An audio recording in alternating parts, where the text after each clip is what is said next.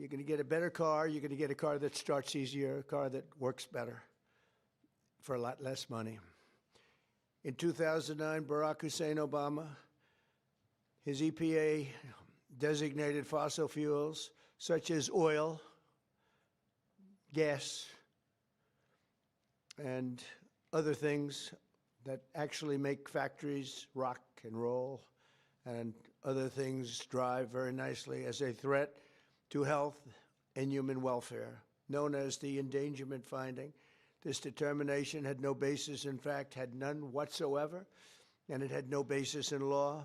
On the contrary, over the generations, fossil fuels have saved millions of lives and lifted billions of people out of poverty and all over the world. And you see it with the blackouts all over where they don't use it, where they went to wind, intermittent wind, which is weak and ineffective and very, very costly, most costly energy there is.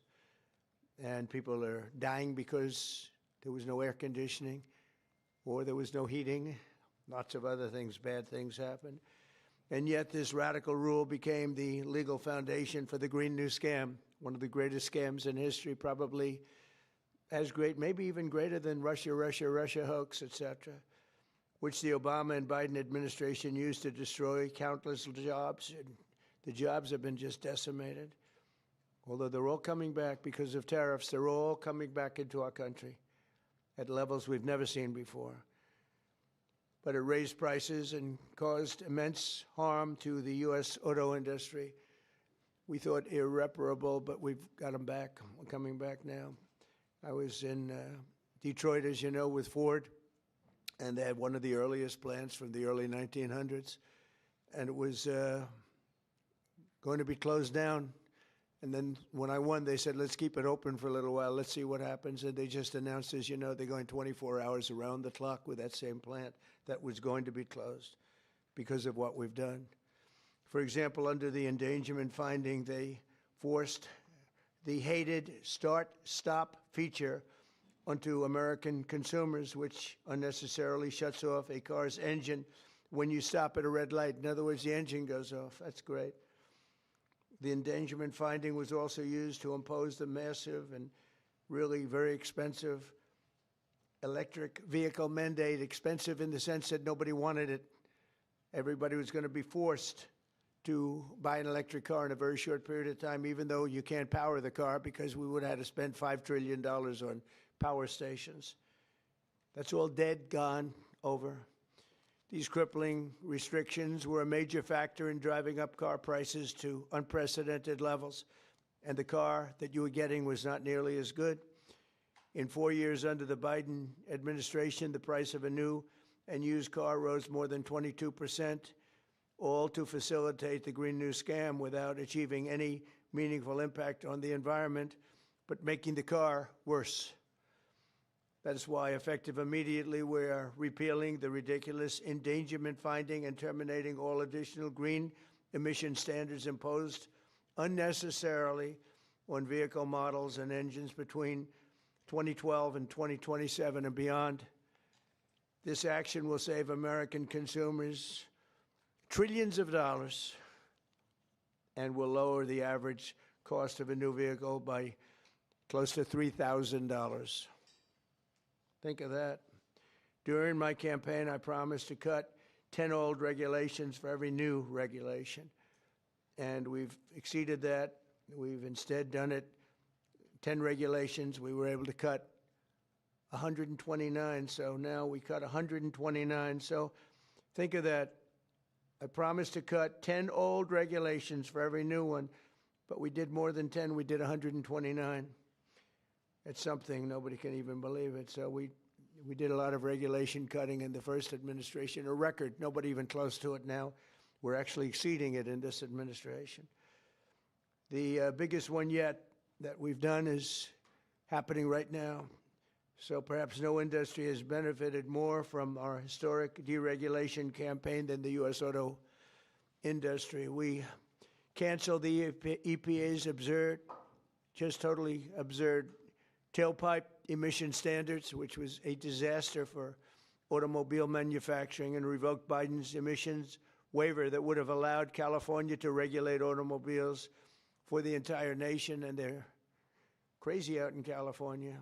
They have nothing but trouble out there, as you know. That's why people are leaving in record numbers. I also ended Joe Biden's extreme CAFE emission standards, saving the average American consumer much more than $1,000 when they buy a new car. But now we're talking about close to $3,000. These regulation cuts, combined with our tax cuts and tariffs, are the reason why the world's largest automakers have announced that they're going to be spending in excess of $100 billion in the United States in the next very short period of time, building new auto plants. We're bringing our auto plants, assembly plants, and factories roaring back to life, not even mentioning AI and all of the other things. We're building thousands of businesses in the United States. And if you remember, on my first day, they said if I could ever get the Dow up to 50,000 in my last year, in other words, in the fourth year, that it would be an unbelievable miracle. But don't worry about it, because it'll never happen, they said. And if I could get the S&P up to 7,000, they said, in the fourth year, they said it will never happen. Let's not even talk about it. I have things. Let's not even waste our time talking about it. Well, at the very end of my first year, the Dow hit 50,000. Now it's over 50,000. And 3 days before that, the S&P hit 7,000. So we didn't have to wait till the end of the fourth year. We just waited till the end of the first year. We've never had a country in a position like this, and a lot of it's due to tariffs, and a lot of it's due to the fact that we had a great election, and a lot of good things have been done. One of the good things I did was put Lee Zeldin in charge of our environment. So I'm going to ask Lee to say a few words. Thank you very much. Thank you, Mr. President. This is a big deal. Under President Trump's leadership today, the Trump EPA has finalized the single largest act of deregulation in the history of the United States of America. Referred to by some as the holy grail of federal regulatory overreach, the 2009 Obama EPA endangerment finding is now eliminated. This action will save American taxpayers over $1.3 trillion. What that means is lower prices, more choices, and an end of heavy-handed climate policies. With today's announcement, American families will save over $2,400 for a new vehicle. 16 years ago, an ideological crusade within the Obama administration set off the most costly regulatory power grab our country has ever experienced.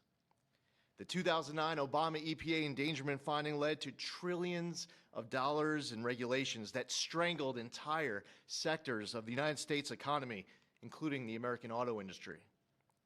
It claimed new powers over the vehicles we drive, even though the best reading of the Clean Air Act clearly states otherwise. The Obama and Biden administrations used it to steamroll into existence a left-wing wish list of costly climate policies, electric vehicle mandates, and other requirements that assaulted consumer choice and affordability. And who paid the biggest price? Hardworking families, small businesses, millions of Americans who just want a reliable, affordable car to get to work, take their kids to school, or go to church on Sunday. The endangerment finding and the regulations that were based on it didn't just regulate emissions. It regulated and targeted the American dream. And now the endangerment finding is hereby eliminated, as well as all greenhouse gas emission standards that followed. The red tape has been cut.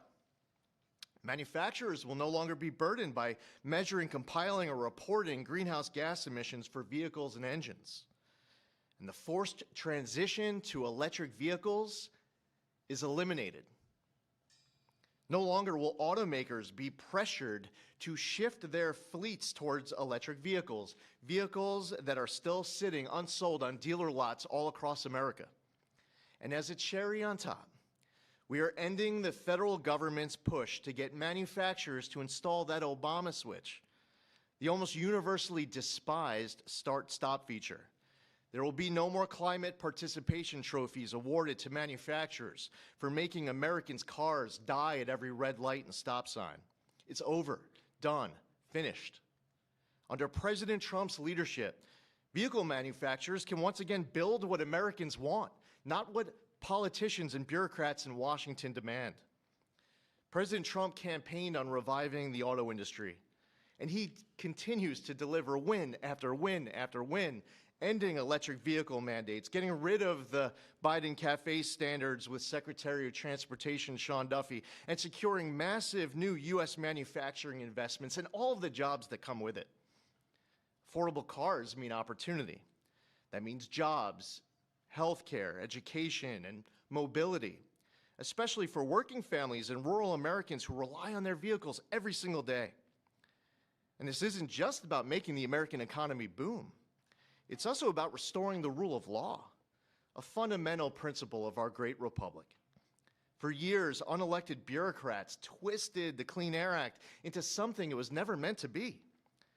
The Obama administration twisted itself into some kind of mental pretzel to invoke authority it didn't have and to sidestep Congress.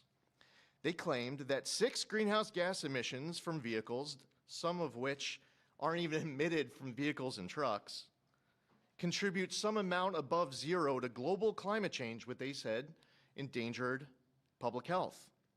But their wild web of mental leaps isn't prescribed in federal statute. The Obama EPA's house of cards upended the best reading of the Clean Air Act, as well as 50 years of EPA precedent on what constitutes regulable air pollution. In the 16 years that intervened, the Supreme Court has established clear precedent in Loper Bright Enterprises and West Virginia versus EPA. And in light of these Supreme Court decisions and other developments, upon his swearing in last year, President Trump immediately tasked on day one submitting requirements, recommendations, research on the legality and continued applicability of the 2009 endangerment finding. And at Trump's speed, he wanted that research and recommendation turned around instantly. We looked at the Clean Air Act. We looked at what the highest court in the land had said, and we used a very simple metric. If Congress didn't authorize it, EPA shouldn't be doing it. Congress never voted for these climate mandates inside of Section 202 of the Clean Air Act. If Congress wants EPA to regulate the heck out of greenhouse gases emitted from motor vehicles, then Congress can clearly make that the law, which they haven't done for good reason. Today, we dismantle the tactics and legal gymnastics used by the Obama and Biden administrations to backdoor their ideological agendas on the American people. Following the plain language of the law, we have now realigned EPA's rulemaking to reflect the Clean Air Act exactly as it is written and as Congress intended, not as others might wish it to be. Where our predecessors focused on trying to make and please a few fear-mongering climate alarmists, the Trump EPA is making decisions to benefit all Americans based on common sense and reality.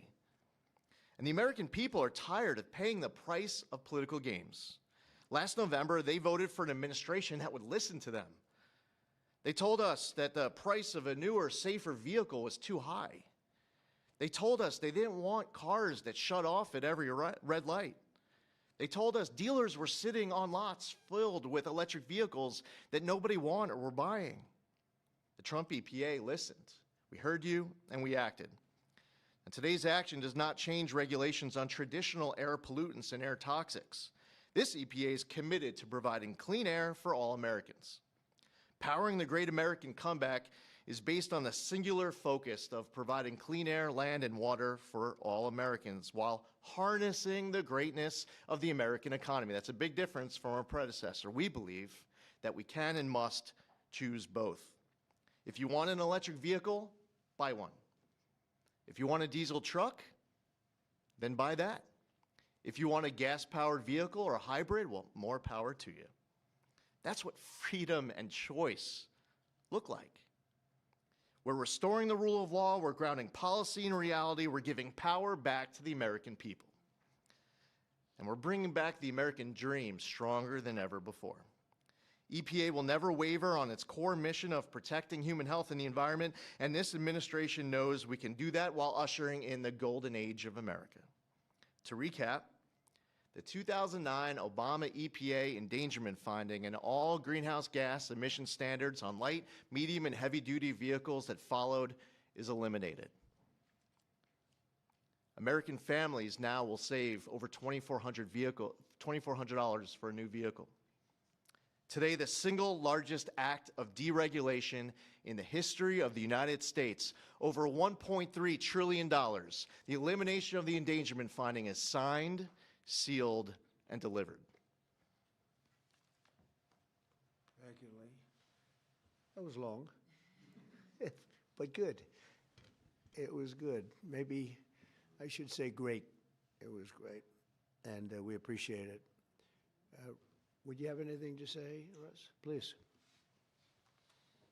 Thank you, Mr. President. Literally no other president would have done this to get at the foundations of the Green New Deal, so tremendously excited that we are where we are today. Great work by Lee. I'm a little worried that this next year will be, EPA alone will be dereg east by the number of things that are going to come out of EPA. So great work to the team. $1.3 trillion in savings, massive historical opportunity. Thank you. Thank you, Russ. Please. Would you like to speak? You're worthy of it. Good man. Thank you, Mr. President. Today is a historic day led by President Trump's leadership. No other president, as Russ said, would have undertaken this and at the speed we did. It was a great team effort. This is the model of the Trump administration, everyone working together, mission aligned. And Lee is also working on cleaning up the horrible situation with regard to farm equipment. You could use John Deere as an example and other companies where tractors are unbelievably expensive and don't work as well because of all of the environmental nonsense that was put on them. Also excavators, any equipment like that, bulldozers, Caterpillar tractor would be a beneficiary, I guess, but the people are going to be a beneficiary because the equipment's going to be a lot less expensive, and it's going to also, most importantly, it's going to work much better, much better. So we're working on that immediately as we speak. And we'll probably make it so that any of that equipment built in the United States will not have to go through this. If it's built outside, I think we'll probably leave the standard the same. If people are going to send us equipment, let them have that standard for whatever it's worth, which is not much. And I think that's a very big announcement, too, and we're going to see if we can get that done very quickly so that all of that equipment that we have made, including lawnmowers, et cetera, you won't have to go to the finest schools in the world in order to figure out how to operate it. Okay? So any questions, please? President Trump, thank you for this. And after this much applauded move to roll back the former EPA's endangerment finding, what additional steps do you plan on taking to scale back what many are calling climate industry scams? Specifically, and Secretary Zeldin knows about these wind turbines they're trying to bring to New York. Judges allowing them to be rebuilt right near your hometown in Jamaica, Queens. They're being called a national security threat for air traffic coming into the airport. What could you do to make sure these things Well, don't we're trying to destroy the make sure it environment? doesn't happen, and we've basically stopped all windmills in this country. It's the most expensive energy you can get. They're all made in China, a little bit in Germany, but mostly in China. And we're putting them all over our fields and ruining the fields and killing the birds and all of this. And the environmentalists say they like them, but they really are a tremendous eyesore. They ruined. Europe has gone, as you know, it's gone to it. Europe isn't even recognizable anymore between immigration and because of, you know, environmental things like the windmills, which are taking over. The people hate them. The energy is by far the most expensive. And we're fighting very hard to make sure that they don't get built. I hope we don't have one built during my administration. We inherited some contracts where they've gone down the line a little bit. We're trying to terminate them for a lot of different reasons. One of the reasons, as you had mentioned, it's endangerment for the military. It's also endangerment for airliners. So we're trying to take care of those situations now. They should have never been allowed in the first place. Yeah, Mr. please. President, thank you so much for taking Sure. questions. What do you tell Americans economists who are concerned that the $1.3 trillion in savings does come at a cost to public health and the environment based on Yeah. science. I tell them, don't worry about it, because it has nothing to do with public health. This was all a scam, a giant scam. This was a ripoff of the country by Obama and Biden. And let's say Obama started it and got it rolling. And a terrible ripoff. They'll have more money to spend for health care, if you look at it. Now they can go out and spend it on something that's meaningful. And nobody's doing more for health care than the Republican Party. And that starts with the fact that prescription drugs are going to be coming down at numbers that nobody's ever seen before. They're falling. You know, we were paying the highest prices in the world by far, sometimes by 10 times more than other countries. Now we're going to be paying whatever the lowest price is anywhere in the world. We're going to be paying that.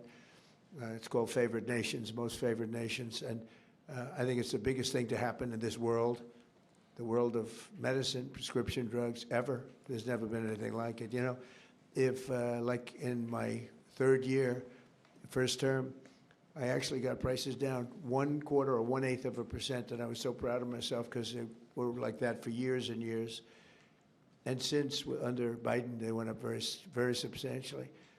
And now they're coming down by, depending on, you could say 500, 600, 700%, depending on the way you want to, or you could say 80%.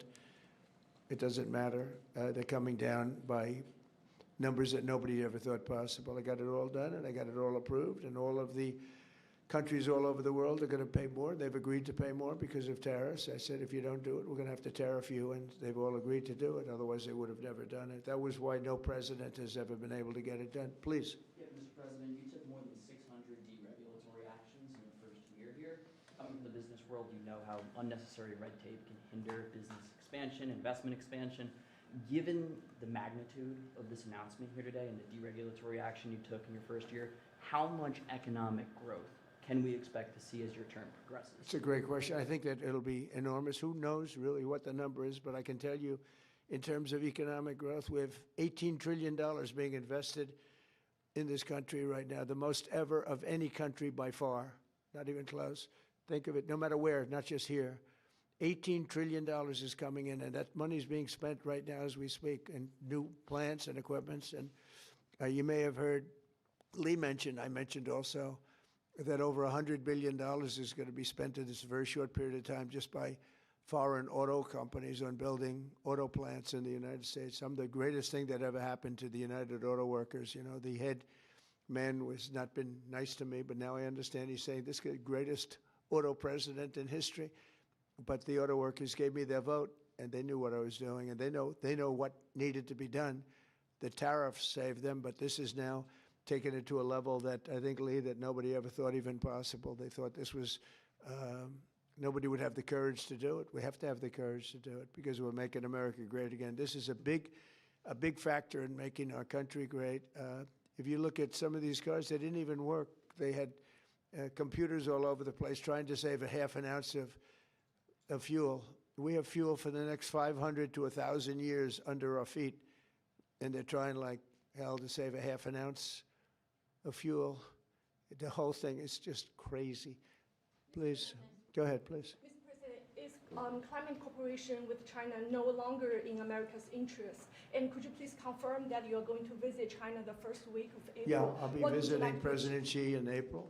Look forward to it. He's coming here later in the year, and I look very much forward to it. No, our relationship with China is very good right now, and this is, you know, not relevant too much having to do with China, what we're announcing today. But no, my relationship with President Xi is very good. Yes? Mr. President, following your meeting with Prime Minister Netanyahu yesterday, has your thinking changed at all as it relates to these negotiations with Iran we have or to the make a deal. timeline with Iran? We have to make a deal, otherwise it's going to be very traumatic. Very traumatic. I don't want that to happen, but we have to make a deal. They should have made a deal the first time, and they got Midnight Hammer instead. And this will be very traumatic for Iran if they don't make a deal. Look, if they don't make a deal, then it'll be a different story. But we had a very good meeting yesterday with Bibi Netanyahu, and he understands, but it's ultimately up to me. If the deal isn't a very fair deal and a very good deal with Iran, then it's going to be, I think, a very difficult time for them in the back. I guess over the next month, something like that, yeah. Shouldn't take, I mean, it should happen quickly. They should agree very quickly, yeah. Mr. President, we might be heading into a partial government shutdown. When was the last time you spoke with Chuck Schumer, and do you still feel Democrats are negotiating in good faith? Well, a week ago I spoke, but we have to protect our law enforcement. Actually, the Supreme Court gave a ruling, or one of the courts gave a very big ruling on masks, that you have the right to use them, for personal protection if you want. So I don't know how that interjects. They want our law enforcement to be totally vulnerable and put them in a lot of danger. They have some things that are really very, very hard to approve, frankly. As you know, it's only pretend. We had various of the other bills, that's all done, but we're left with this one. We have to protect our law enforcement, very important. Please. Why does Prime Minister Netanyahu want you to stop negotiating with Iran? He is, you're saying stop entertaining, stop talking to them? Didn't say that, we didn't discuss that. I'll talk to them as long as I like, and we'll see if we can get a deal with them, and if we can't, we'll have to go to phase 2. Phase 2 will be very tough for them. I'm not looking for that. Mr. President, there are currently 0 Israeli hostages left in Gaza because of you. Thank you for that. Thank you. And now that the war is ending in Gaza and Israel, I wanted to ask, do you believe Bibi bears any responsibility for the security failures that we saw on October 7th? Well, October 7th was a rough time, and I guess everybody's responsible. It's you to look, but it was a terrible attack. It was a sneak attack. It was as violent as unfortunately, I've seen some of the results at levels that probably even you, good reporter, but probably you haven't seen. It was a horrible thing that took place. People were surprised. It was a surprise attack. Nobody saw that coming. He didn't see it coming. Nobody else would have seen it coming if they were in his position, I don't believe. But I can tell you he's been a very good wartime prime minister. He's been very strong. We've worked with him very well. We had tremendous success with Iran and everything else we've done. And he really has been. He's been, extraordinary as far as a wartime prime minister. Not easy. And, you have a president that refuses to give him a pardon. I think that man should be ashamed of himself.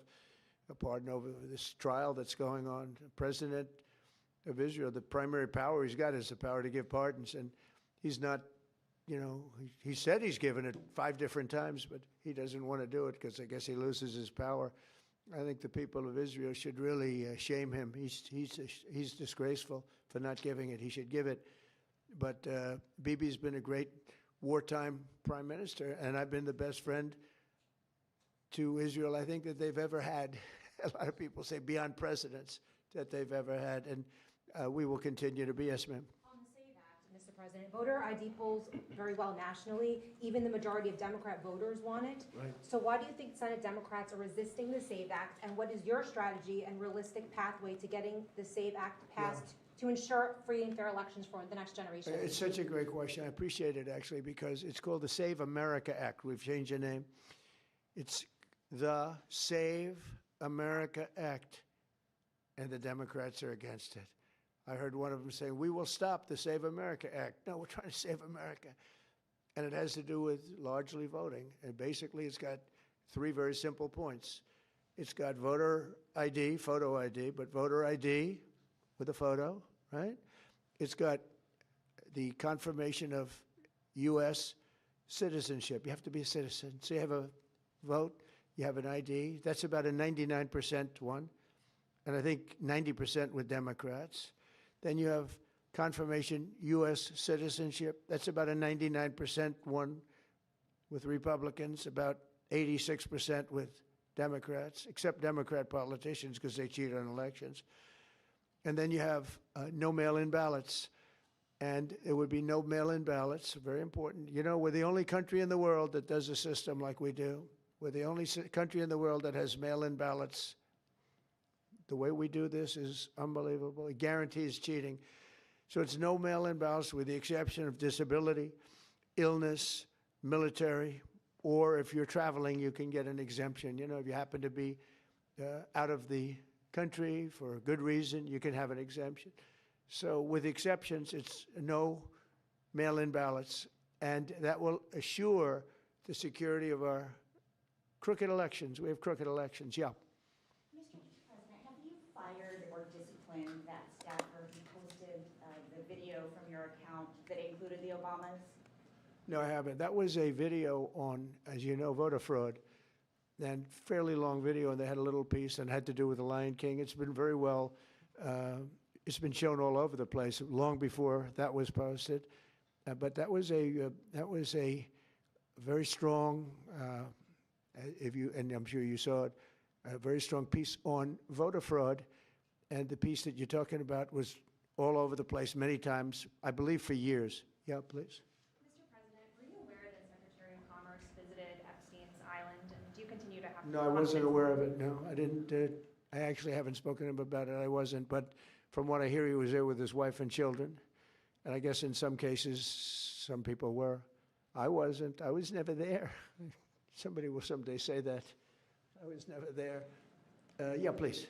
This announcement that you made today, Mr. President, comes on the heels of a January jobs report that smashed industry expectations. Smashed all records.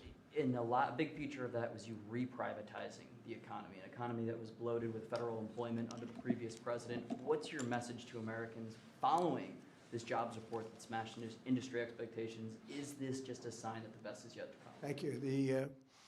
The jobs report's amazing in certain ways because we have tremendously fewer federal employees, way down. And now I could have left them and added to what we did, and we would have had almost 100% employment. I could have gotten a great kick out of the fact that we're 100% employed. But we got rid of tremendous numbers of federal workers, and they hated me for it. Now they love me because most of them have gotten jobs in the private sector for 2 and 3 times more money than they were being paid by the federal government. We had some jobs where you had 10 workers for one job. 10 workers for a job that one person should be doing. And we've gotten rid of a lot of those jobs. And by getting rid of them, these people became available to work in the private sector. And as you know, the numbers are incredible. So the job numbers are incredible. The financial numbers are beyond belief. Again, they thought it couldn't be done in 4 years, and I did it in 1 year. And the numbers you're going to see is these, I don't know if you notice also construction numbers, the jobs for construction workers. You know why? Because they're building plants all over the United States. That's why. And when these plants open in a year from now, some sooner, some a little bit later, but when these auto plants, AI plants, and thousands of other types of plants, when they open over the next period of a year, year and a half, you're going to see numbers like we've never seen before in this country. Thank you very much, everybody. Thank you. Thank you. Thank you, Mr. President. Let's go.